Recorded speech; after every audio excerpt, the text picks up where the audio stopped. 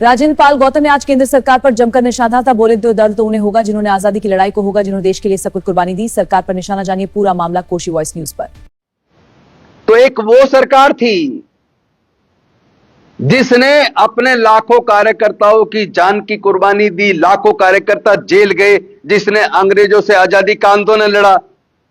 और एक वो पार्टी है जो आज सत्ता में है। जब आजादी की लड़ाई लड़ी जा रही थी तो उस पार्टी के नेता, उस वक्त जनसंघ थी, आज भाजपा, उस वक्त की जनसंघ थी, और उनका धार्मिक संगठन हिंदू महासभा था। और जो सांस्कृतिक संगठन की बात करते हैं वो सांस्कृतिक नहीं है, वही मेन राजनीतिक है, वो है आरएसएस। तो आरएसएस, हिंदू महासभा और जनसंघ, ये तीनों के तीनों उस वक्त जब आजादी का आंदोलन चल रहा था, ये तीनों के तीनों अंग्रेजों के साथ कंधे से कंधा मिलाकर खड़े थे। गद्दार कौन है पहचान लो। कौन थे वो जो अंग्रेजों के साथ खड़े थे, और कौन थे वो जो अंग्रेजों से आजादी का आंदोलन लड़े थे।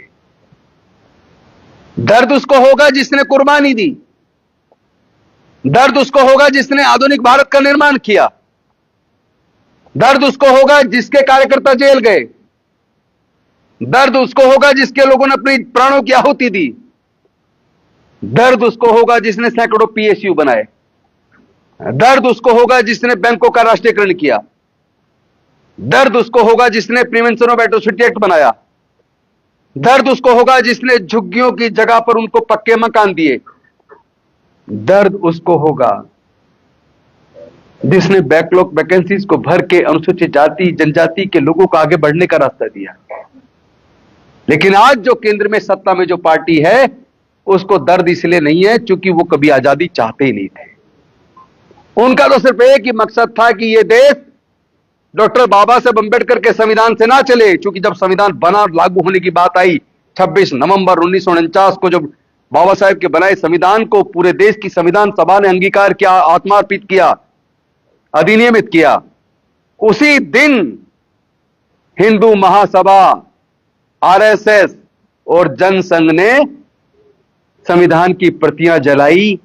बाबा साहेब का, नेहरू जी का पुतला जलाया, क्योंकि वो चाहते थे कि देश में यह संविधान नहीं बल्कि मनुस्मृति लागू हो।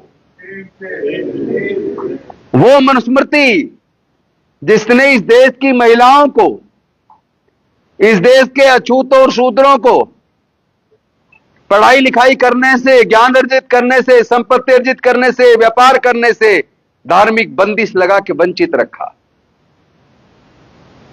जो समाज को चार वर्ण में बांटता है, छुआछूत पैदा करता है, ऊंच नीच पैदा करता है, ऐसे घृणित समाज को तोड़ने वाले, देश को बांटने वाले मनु के विधान को भारत, आजाद भारत में यही भारतीय जनता पार्टी, उस वक्त की जनसंघ, हिंदू महासभा और आरएसएस लागू करना चाहते थे।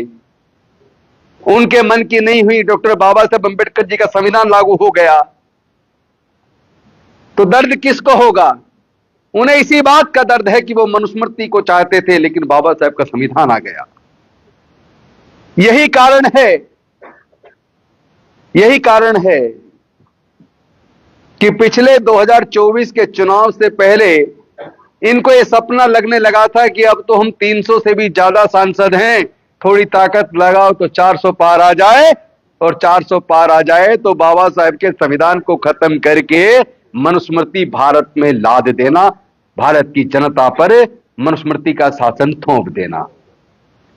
लेकिन भला हो आदरणीय राहुल गांधी जी का, जिन्होंने डॉक्टर बाबा साहब अंबेडकर जी के संविधान को हाथ में लेकर मानवता की इस लड़ाई को, बराबरी की इस लड़ाई को, सामाजिक न्याय की इस लड़ाई को, हिस्सेदारी भागीदारी की इस लड़ाई को, जिसको बहुजन महापुरुष फूले जी से लेकर मानवर कांसीराम साहब तक जिसके लिए लड़ते रहे, जिसके लिए डॉक्टर बाबा साहब अंबेडकर जी ने पूरा जीवन जला दिया, अपने 5 में से 4 बच्चे और पत्नी को गंवा दिया, पूरा जीवन जलाकर हमारी हजारों साल की गुलामी को तोड़ दिया। उसी लड़ाई को ईमानदारी से लड़ने के लिए संविधान को हाथ में लेकर एक न्याय योद्धा राहुल गांधी हजारों किलोमीटर की यात्रा करते हुए, हजारों किलोमीटर की यात्रा करते हुए पूरे देश में संविधान का अलग जगाते हुए इस देश के अंदर छुआछूत, ऊंच नीच और ये जो छल कपट की राजनीति, धोखे की राजनीति, संविधान को खत्म करके मनुस्मृति लागू करने के उनके सपने को चकनाचूर करने का काम इस पूरे दलित समाज को साथ लेकर आदरणीय राहुल गांधी जी ने किया। सियासत से लेकर सड़क तक ऐसी ही चटपटी और बड़ी खबरों के लिए जुड़े रहिए कोशी वॉइस के साथ। अभी सब्सक्राइब करें और अपडेट्स पाते रहें। फिलहाल मुझे दीजिए इजाजत। धन्यवाद।